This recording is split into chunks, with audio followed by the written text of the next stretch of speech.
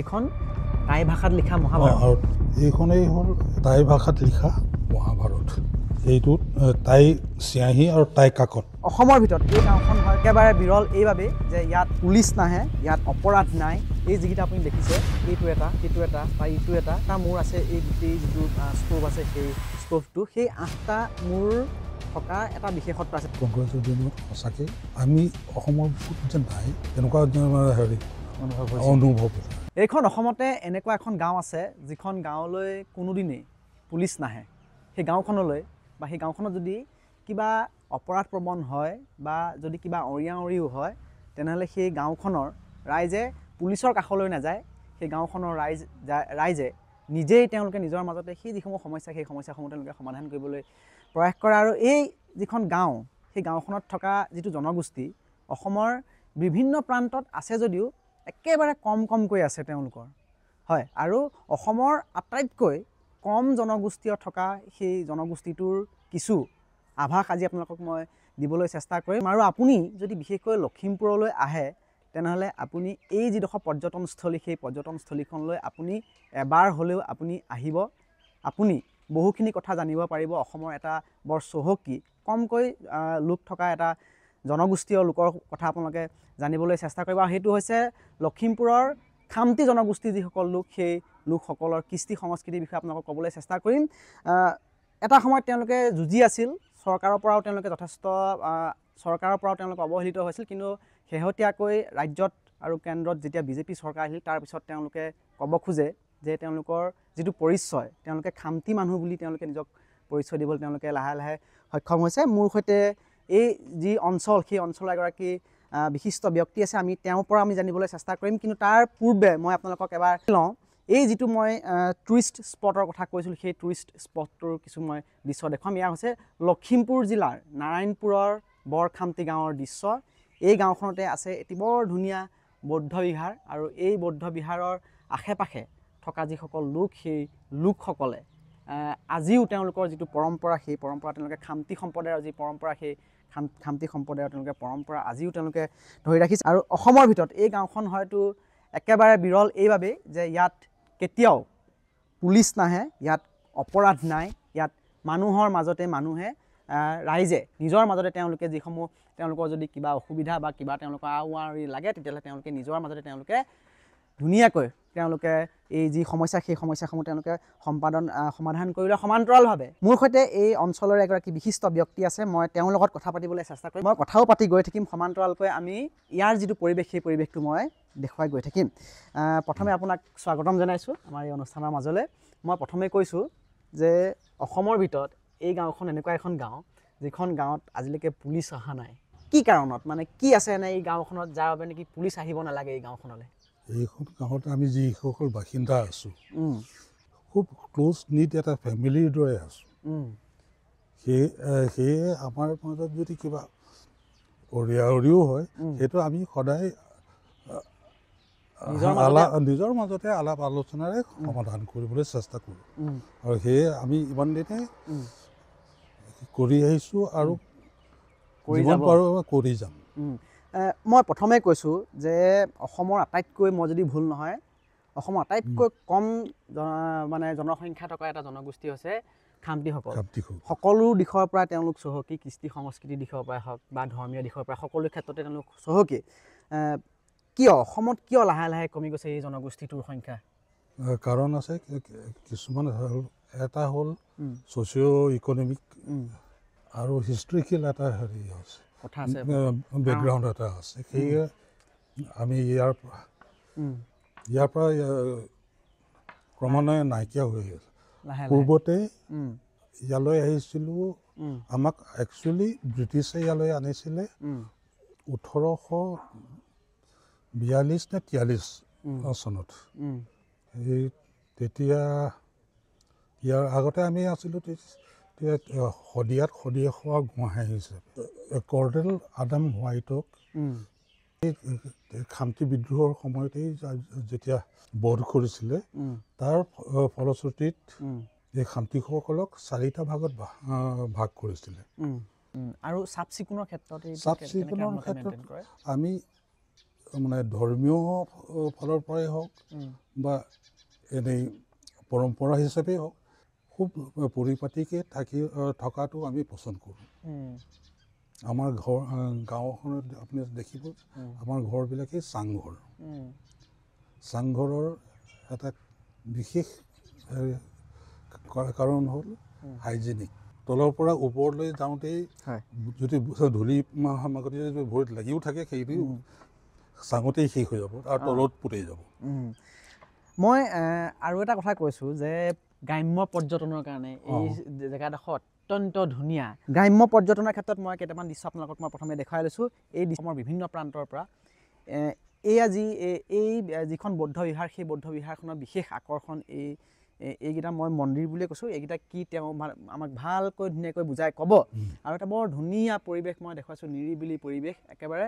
আৰু আপুনি যদি আহিব খোজে লখিমপুৰ জিলাৰ নাৰায়ণপুৰ চেণ্টাৰৰ পৰা বেছি দূৰ নহ'ব, 1.5 কিলোমিটাৰ। ঠিক আছে, আমি এতিয়া কথা পাতিবলৈ জানিবলৈ চেষ্টা কৰিম এই যিকেইটা আপোনালোকে এই মুহূৰ্তত মন্দিৰ সদৃশ এই যিকেইটা স্তম্ভ দেখিছে বা যিকেইটা প্ৰতীকপট দেখিছে, এইকেইটাৰ মহত্ব কি বা এইকেইটা কি বা খামতিসকলৰ লগত এই যিকেইটা মন্দিৰ ইয়াৰ কি আচলতে বিশেষত্ব বা মহত্ব জড়িত হৈছে, আমি সেই কথাও মই জানিবলৈ চেষ্টা কৰিম। আমি অকণমান যদি আগলৈ যাওঁ, এই যিকেইটা আমি মন্দিৰ দেখি আছোঁ এতিয়া, এইবোৰৰ বিশেষত্ব কি? এই যিটো স্তূপত দেখিছোঁ, এই স্তূপটো হ'ল আমাৰ গাঁৱৰ ডেকা গাভৰুসকলৰ একতাৰ প্ৰতীক। যুৱক যুৱতীসকলৰ একতাৰ প্ৰতীক হ'ল এইটো। তেওঁলোকৰ শ্ৰম দান দিয়েই এই স্তূপটো নিৰ্মাণ কৰা হৈছে। এই যি ভাগ আমি ডাঙৰকৈ দেখিছোঁ, এই মন্দিৰ ভাগৰ কি মহত্ব কি বা তাৰ বিশেষত্ব কি? এই স্তূপটো হ'ল মৌ কিউ পেট না। এই যিকেইটা আপুনি দেখিছে, এইটো এটা, সেইটো এটা, তাৰ ইটো এটা, 8টা মূৰ আছে। এই গোটেই যিটো স্তূপ আছে, সেই স্তূপটো সেই 8টা মূৰ থকা এটা বিশেষত্ব আছে। যিদৰে মই যদি যে ৰাৱণৰ যিকেইটা 10টা মূৰ, ঠিক সেইদৰে এই যিটো মন্দিৰ আছে, সেই মন্দিৰটোত ঠিক তেনেধৰণৰ বৈশিষ্ট্য আছে বা তাৰ বিশেষত্ব আছে। এতিয়া আপুনি এই বিশেষত্বটো আমাক অকণমান বুজাই দিয়ক। এতিয়া সেয়ে তাইৰ পৰম্পৰা অনুসৰি বা এই লোকবিশ্বাস অনুসৰি মানুহৰ জন্মৰ বাৰৰ প্ৰতিটো বাৰৰ একোজন ইষ্ট দেৱতা থাকে। 7টা বাৰৰ 7টা দিশ আৰু 7জন ইষ্ট দেৱতা, 7জনা ইষ্ট দেৱতা। আৰু এজনা হ'ল যিসকল জাতক জাতিকা জন্মগ্ৰহণ কৰে এট মিডনাইট, মানে ৰাতিও নহয় তেওঁলোক, দিনৰ মানে হেৰি নহয়, মানে কোনো এটা বাৰত নহয়, নিৰ্দিষ্ট বাৰত কোনো এটা বাৰতো নহয়। তাৰ সেই মাজ ৰাতিত যেতিয়া জন্ম হয়, সেইখিনিত তেওঁলোকৰ কাৰণেও এটা দিশ 8টা দিশ আৰু সেই মানে আৰু এটা দেৱতা। এই ঘৰটো কি? এই ঘৰটো এই হ'ল আমাৰ হেৰি বৌদ্ধ বিহাৰখন। এইখনেই ধৰ্মীয় যিসমূহ কাম কাজ হয়, সেই কাম আমাৰ ইয়াতে হয়। একদম চালে চকুৰ আইতি পৰিৱেশ হয়। বিভিন্ন ধৰণৰ বস্ত্ৰসমূহ ইয়াত ৰখা হৈছে। এইখিনি নহয়, এইখিনি পুথি, এয়া ধৰ্মীয় পুথি। ক্ষমা কৰিব, এয়া বিভিন্ন ধৰণৰ ধৰ্মীয় পুথি, বিভিন্ন সময়ত লিখা এইসমূহ পুথিসমূহ চাগে লিখা বিভিন্ন সময়ত লিখা পুথিসমূহ হয়। কিমানমান পুথি এতিয়া সংৰক্ষণ কৰি ৰাখিছে হিচাপটো কৰিবলৈ অসুবিধা অসংখ্য আছে। এই যিকেইটা আলমাৰি দেখিছে প্ৰতিটোতে আছে। আমি যদি অকণমান এইফালে আহোঁ তেতিয়া এবাৰ আপুনি এইফালে দেখাওক। এইখনেই হয়। এই কিমান দিনীয়া পুৰণি এইখন? এইখনেই হ'ল টাই ভাষাত লিখা মহাভাৰত। এইখন টাই ভাষাত লিখা মহাভাৰত। আৰু এইটোত টাই চিয়াহী আৰু টাই কাকতটোৱেই বেলেগ। ইয়াৰ কাকত কিমান বছৰ হ'ল এইখন লিখা? যেতিয়া লিখা সেইটো বহুত কেইবছৰ হ'ল চাগে, বহুত বছৰ হ'ল। এবাৰ যদি আপুনি দাঙি দিয়ে মই চুব পাৰিম? মই চুব পাৰিম? এইখন হৈছে টাই ভাষাত লিখা এখন মহাভাৰত। এখন আপুনি চাওক, অৱশ্যে যিসকল বিদগ্ধ টাইৰ পণ্ডিত আছে তেওঁলোকে ভালকৈ পঢ়িব পাৰিব। এয়া খামতি লোকসকলৰ তেওঁলোকৰ এখন মহাভাৰত, এইখন আজিৰ পৰা প্ৰায় 100 বছৰ অতিক্ৰম কৰিলে এইখন বহু পুৰণি এখন হাতেৰে লিখা টাই ভাষাত, আৰু কাগজটো টাই কাকত। টাই কাকত, এয়া টাই কাকত। টাই কাকত কি মই এবাৰ জানিবলৈ চেষ্টা কৰিম বাৰু। এয়া দেখিছে এইখন মহাভাৰত, এয়া হৈছে ব্যাসদেৱে লিখা যিখন মহাভাৰত, সেই মহাভাৰতখন টাই ভাষাত লিখা এখন পুৰণি মহাভাৰতৰ এখন ছবি এয়া দেখুৱাইছোঁ। এখন ডাঙৰ আকাৰত ডাঙৰ। ইয়ালৈ এখন কোনে আনিলে মই সেই সম্পৰ্কে মই জানিবলৈ চেষ্টা কৰিম। এইখন আছে টাই ভাষাত লিখা এখন মহাভাৰত। আৰু বাকী ইফালে কি আছে? এই গোটেই পুথি, এইসমূহ চব পুথি। এয়া সকলো পুথিবোৰ এটা নিৰ্দিষ্ট ৰঙৰ কাপোৰে কিয় বান্ধি থোৱা হয় এনেকৈ? এইটো কিবা বিশেষত্ব আছে নেকি তাৰ? তেনেকৈ একো বিশেষত্ব নাই। আমি কিন্তু এই গেৰুৱা ৰংটো মানে আমি আস্থাৰ প্ৰতীক এটা হিচাপে লওঁ। আচ্ছা। বৌদ্ধদেৱেও তেওঁ এই গেৰুৱা কাপোৰে ব্যৱহাৰ কৰিছিলে, সেয়ে আমি গেৰুৱা ৰংটো বেছি আপোনালোকে ব্যৱহাৰ কৰে। আৰু এইসমূহ এই আপোনালোকৰ কি হয়? এই হ'ল ছাতি। এবাৰ যদি আপুনি মেলি দিয়ে, মেলি দিওঁ। এইটো হৈছে খামতি লোকসকলৰ এইটো ছাতি।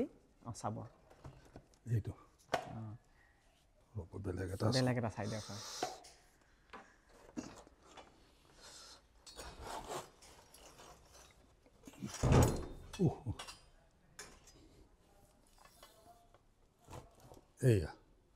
এয়া হৈছে খামতি লোকসকলৰ ছাতি।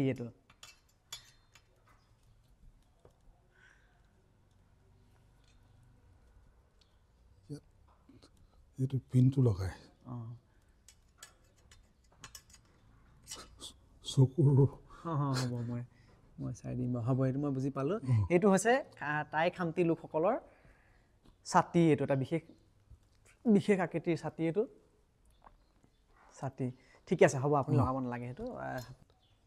বৌদ্ধ ভিক্ষুসকল যেতিয়া আগতেতো পদব্ৰজেই অহা যোৱা কৰিছিল, তেতিয়াই এইটো লাখুটি হিচাপে ব্যৱহাৰ হয়। আৰু আত্মৰক্ষাৰ কাৰণেও অস্ত্ৰ হিচাপে ব্যৱহাৰ হয়। আৰু কি আছে? আৰু এইটো যে দেখিছে এনেকে, এইটো তেওঁলোকে কৰিবলৈ যাওঁতে যদি ফল মূলেৰে টানি আনি পাৰি খাবৰ কাৰণে, এইটো এটা বৰ ধুনীয়া পৰিৱেশ। আপুনি যদি আহে, ইয়াত আৰাধনা কৰা হয় বৌদ্ধক, আৰু এইদৰে ধুনীয়াকৈ অতি সুন্দৰকৈ ৰখা হৈছে। আমি অকণমান আগলৈ যাম। 3 গছি বন্তিও জ্বলাইছে। আৰু এইখিনি আমাৰ আপুনি এইবাৰ আমি অকণমান যদি এইফালে আমি আলোচনা কৰিব পাৰোঁ, আপুনি আৰু এইবাৰ আমি এইডোখৰত অকণমান আমি আলোচনা কৰিবলৈ চেষ্টা কৰিম। ইয়াত আমি বহু মূৰ্তি একেলগে দেখিছোঁ, বৌদ্ধ মূৰ্তি। সেইসমূহৰ বিশেষত্বটো কি? এই গোটেই আমাৰ ৰাইজে দান কৰা আমাৰ প্ৰাচীন মূৰ্তি এই মাজত। প্ৰাচীন কোন ভাগ? আটাইতকৈ পুৰণি হ'ল এই মাজত, যিটো কাঠৰ মাজত থকা ভাগ। মাজত যিজন হেৰি, আৰু তাৰ বাকীসকল তেওঁলোকক মাৰ্বল পাথৰ। কোনটো মাৰ্বল পাথৰ? এই হেৰি তাৰ সোঁফালে যিকেইটা আছে চব মাৰ্বল পাথৰ। বাকী আৰু এইসকল এইকেইটা মাৰ্বল। সোণ ৰূপৰ তেনেকুৱা কিবা আছে নেকি? নাই, তেনেকুৱা নাই। এয়া হৈছে তেওঁলোকৰ বিভিন্ন সময়ত বিভিন্নজন শুভাকাংক্ষী। সেইকাৰণে আমাৰ দান কৰাহে হয় গোটেই মূৰ্তিখিনি। মূৰ্তি দান কৰাটো আমাৰ পবিত্ৰ কাৰ্য হিচাপে আমি হেৰি কৰোঁ, মূৰ্তি দান কৰাটো। এতিয়া কথাটো হ'ল যে আপোনালোকৰ যিটো সংখ্যা যে কমি গৈছে জনজাতিটো, সেই জনজাতিটো সংখ্যা কমাৰ ক্ষেত্ৰত কেতিয়াবা আপোনালোক শংকিত হয় নেকি যে এদিন আমি শেষ হৈ যামগৈ এই পৃথিৱীৰ পৰা? আমাৰ আমাৰ যিটো জনজাতি আছে সেইটো কেতিয়াবা শংকিত হয় নেকি আপোনালোক, যিহেতু কমি আহিছে বুলি আপোনালোক কৈছে লাহে লাহে? আমি সঁচাকৈ খুব শংকিত। অসমৰ বুকুত এই টাই খামতিসকল এদিন নিশেষ হোৱাৰ মানে ছবি এটা মোৰ খুব আমনি কৰি আছে কাৰণ এইখন গাঁৱতেই আমি আছিলোঁ প্ৰথমতে 200 ঘৰ সেই 200 ঘৰৰ পৰা এতিয়া 40 ঘৰ হৈ আছোঁ আৰু ইয়াৰ কাৰণটো ক'ব গ'লে কিছুমান হিষ্টৰিকেল এটা হেৰি আছে এংগেল এটাও আছে আৰু এটা ইকনমিক কণ্ডিশ্যনটোৰ কাৰণেও হয় চৰকাৰৰ ক্ষেত্ৰত মই কৈছোঁ যে বিভিন্ন সময়ত চৰকাৰৰ সহায় সহযোগিতা লাগিব মই অলপ আগত কথা পাতি থাকোঁতে আপুনি ক'লে যে বিজেপি চৰকাৰ যেতিয়া শাসনলৈ আহিছিলে তেতিয়াহে আপোনালোকে মানে নিজক মানে যোৱা 10 বছৰমানৰ পৰা আপোনালোকে সেইটো অনুভৱ হৈছে যে আমি এতিয়া লাহে লাহে পাৰিছোঁ নিজক খামতি বুলি পৰিচয় দিবলৈ বা আমি ক'ব পাৰিছোঁ যে আমি এতিয়া খামতি বুলি কি ক'ব সেই কথাটো চৰকাৰে কেনেধৰণৰ আপোনালোকক সহায় সহযোগিতা কৰিছে খুব আক্ষেপেৰে কওঁ কংগ্ৰেছৰ দিনত সঁচাকৈ আমি অসমৰ বুকুত যে নাই তেনেকুৱা হেৰি অনুভৱ এটা হৈছিলে কাৰণ আমাক লৈ কোনো হেৰি নাই কোনো এটা চৰ্চা নাই কোনো হেৰি নাই আমি ইয়াত আছোঁ যে সেইটো চৰকাৰে নাজানে হয়তো তেতিয়া সময়ত আমাৰ সহায় আমি আশাই কৰিব নোৱাৰোঁ আমাক যে অসমৰে নাগৰিক হয়নে নহয় মানে দ্বিতীয় শ্ৰেণীৰ নাগৰিক হিচাপেহে মানে আমি হেৰি কৰিব নিজকে ধৰি ল'বলৈ বাধ্য হৈছিলোঁ চৰকাৰৰ অমনোযোগিতাৰ বাবে আৰু সঁচা কথা ক'ব গ'লে বিজেপি চৰকাৰৰ দিনৰ পৰা অলপ মানে চৰকাৰে আমাক চকু মেলি চাইছে আৰু তাৰ ফলতেই আমি অসম দৰ্শনৰ জৰিয়তে কিছু অনুদান পাইছোঁ তাৰে ভিতৰত আমি আমাৰ বিয়াধ্যক্ষ আৰু যিসকল আমাৰ বংশ আছে তেওঁলোকৰ থকাৰ ব্যৱস্থা কৰিছোঁ এই ওচৰৰে এটা মঞ্চ এটা পাইছোঁ যিটো আমাৰ কালচাৰেল এক্টিভিটিছৰ কাৰণে সহায় কৰে আৰু ওচৰতেই আছে আমাৰ হেৰি এটা মেডিটেশ্যন চেণ্টাৰ যিসকল আমাৰ বয়োজ্যেষ্ঠ মহিলাসকল আছে তেওঁলোকে তাত মেডিটেশ্যন কৰে আপুনি কৈছিলে যে শেহতীয়াকৈ আপোনালোকৰ মানুহ লাহে লাহে কমি গৈছে আপোনালোকৰ পৰা বেলেগ সম্প্ৰদায়লৈ বা বেলেগ জাতিলৈ বিয়া পাতিব পাৰে নে নোৱাৰে পাৰে সেই আপোনালোকৰ পৰা যে বেলেগ সম্প্ৰদায়লৈ ছোৱালীবোৰ যায়গৈ তেতিয়া আপুনি কৈছিলে যে অকণমান আমাৰ বেয়া লাগে তেতিয়া এনে লাগে যেন আমাৰ মানুহেই নাই তেওঁলোকক বিয়া পাতিবলৈ সেই কথাটো অলপ বুজাই কওকচোন কিয় বেয়া লাগে আমি এনেই আমাৰ সংখ্যা কম ছোৱালী এজনী ওলাই যোৱা মানে আমাৰ জাতিটোৰ মাতৃ এগৰাকী আমাৰ পৰা নাইকিয়া হ'ল সেইটোৱেই আক্ষেপ থাকে এজনী ছোৱালী ওলাই যোৱাটোৱেই ডাঙৰ কথা নহয় এগৰাকী মাতৃ ওলাই যায় বিশেষকৈ এই কথাটো বিতৰ্কভাৱে ল'ব নালাগে কাৰণ তেওঁলোকৰ জনসংখ্যা আজিৰ তাৰিখত অত্যন্ত কম মই প্ৰথমেই কৈছিলোঁ যে অসমৰ আটাইতকৈ কম জনগোষ্ঠী থকা সেই জনজাতিটোৰ সৈতে আপোনালোকক আজি চিনাকি কৰাই দিবলৈ চেষ্টা কৰিম ল'ৰাবোৰে আজিকালি বেলেগ সম্প্ৰদায়ৰ পৰাতো আনিব পাৰে এইটো নিশ্চয় তেতিয়া আপোনালোকে স্বাগতম জনায় নিশ্চয় আমি সেইটো স্বাগতম জনাওঁ সেইটো আমাৰ কাৰণে এডিশ্যন আমাৰ বংশ পৰিয়াল বাঢ়িছে সেইটো আপোনালোকৰ কাৰণে শুভ লক্ষণ আমাৰ শুভ লক্ষণ বুলি ভাবোঁ ধন্যবাদ থাকিল তেখেত এই অঞ্চলৰ এগৰাকী বিশিষ্ট ব্যক্তি আৰু তেওঁ এই যিখন বৌদ্ধ বিহাৰ সেই বৌদ্ধ বিহাৰখনৰ দায়িত্বত থাকে আৰু জনগোষ্ঠীটোৰ ভৱিষ্যতৰ এটা ভাল ভৱিষ্যতৰ তেওঁ শুভ চিন্তক মই পুনৰ কৈছোঁ যে লখিমপুৰৰ নাৰায়ণপুৰলৈ আপুনি যদি বা লখিমপুৰলৈ যদি কেতিয়াবা আপুনি আহে তেনেহ'লে এই যিখন বৌদ্ধ বিহাৰ সেই বৌদ্ধ বিহাৰখনলৈ আপুনি আহিবলৈ এপাক হ'লেও আপুনি নাপাহৰিব আৰু আশা কৰোঁ আপোনালোকে জানিলে এটা জনগোষ্ঠী যিটো জনগোষ্ঠী নেকি লাহে লাহে তেওঁলোকৰ যি সংখ্যা সেই সংখ্যা তেওঁলোকে কমি গৈছে তেওঁলোক চিন্তিত আৰু শেহতীয়াকৈ চৰকাৰৰ যি অনুদান বা চৰকাৰৰ যি সুদৃষ্টি সেই সুদৃষ্টি লাহে লাহে পৰিবলৈ আৰম্ভ কৰিছে যাৰ বাবে তেওঁলোকে নিজক এতিয়া তেওঁলোকে খামতি মানুহ বুলি তেওঁলোকে পৰিচয় দিবলৈ সক্ষম হৈছে আৰু সমান্তৰালভাৱে তেওঁলোকৰ এটা আক্ষেপো আছিল যে পূৰ্বৰ যিসমূহ চৰকাৰ আছিল সেই চৰকাৰসমূহে কিন্তু তেওঁলোকক যথেষ্ট অৱহেলাৰ চকুৰে চাইছিল যাৰ বাবে নেকি তেওঁলোক যথেষ্টখিনি পিছ পৰি আছিল কিন্তু শেহতীয়াকৈ এইখন চৰকাৰে তেওঁলোকৰ কিছু তেওঁলোকৰ কথা শুনিছে আৰু তেওঁলোকৰ যি সক্ৰিয় বৈশিষ্ট্য সেই সক্ৰিয় বৈশিষ্ট্যসমূহৰ ৰক্ষাৰ ক্ষেত্ৰত বিভিন্ন ধৰণৰ কাম কৰিছে, যাৰ বাবে নেকি তেওঁলোকে এতিয়া লাহে লাহে তেওঁলোকে মূৰ দাঙি তুলিবলৈ সক্ষম হৈছে। লাহে লাহে তেওঁলোকে ক'বলৈ পৰা হৈছে যে হয়, আমি এতিয়া নিজক খামতি বুলি এতিয়া আমি পৰিচয় দিব পাৰিছোঁ।